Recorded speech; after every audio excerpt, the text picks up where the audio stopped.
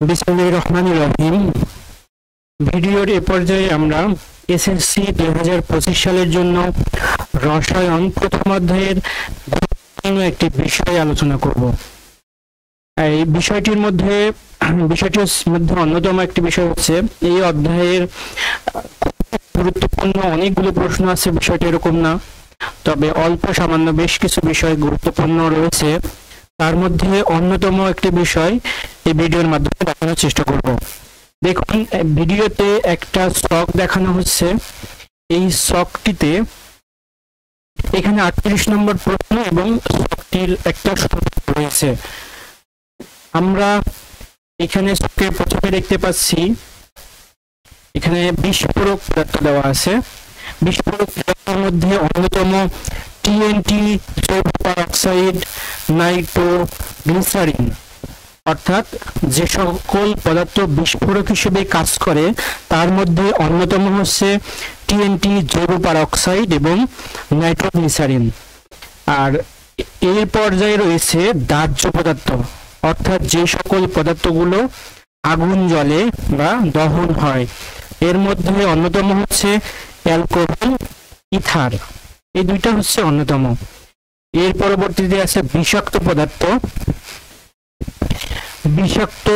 পদার্থ। Benzene, chlorobenzene, methanol, এই তিনটিকে আমরা বিষাক্ত পদার্থ হিসেবে বলতে পারি। এরপরে রয়েছে উত্তেজক পদার্থ, সিমেন্ট ডাস্ট, লঘু অ্যাসিড, ক্ষার, নাইট্রাস অক্সাইড, এই কয়টিকে উত্তেজক পদার্থ বলা হয়। এর পরবর্তীতে আছে স্বাস্থ্য ঝুঁকিপূর্ণ পদার্থ, বেনজিন, টলুইন, জাইলিন অন্যতম।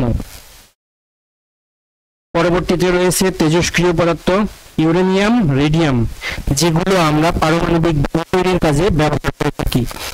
পরিবেশের জন্য ক্ষতিকর পদার্থ, লেড, মার্কারি ইত্যাদি। ক্ষত সৃষ্টিকারী পদার্থকে বলা হয় হাইড্রোক্লোরিক অ্যাসিড। এই অ্যাসিডের মাধ্যমে ক্ষত তৈরি হয়। সালফিউরিক অ্যাসিড, সোডিয়াম হাইড্রোক্সাইডের ঘন দ্রবণ, এই পদার্থগুলোর মাধ্যমে ক্ষত তৈরি করা হয়। এখন উপরে যে প্রশ্নটি এখানে দেওয়া আছে, অর্থাৎ এখানে হচ্ছে জৈব পারঅক্সাইড। তো জৈব পারঅক্সাইড সাধারণত বিস্ফোরক পদার্থ, যেটা আমরা এই ছক থেকে বুঝতে পারি।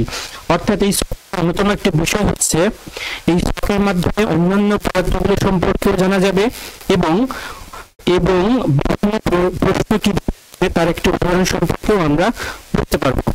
ধন্যবাদ সবাইকে ভিডিওটি দেখার জন্য।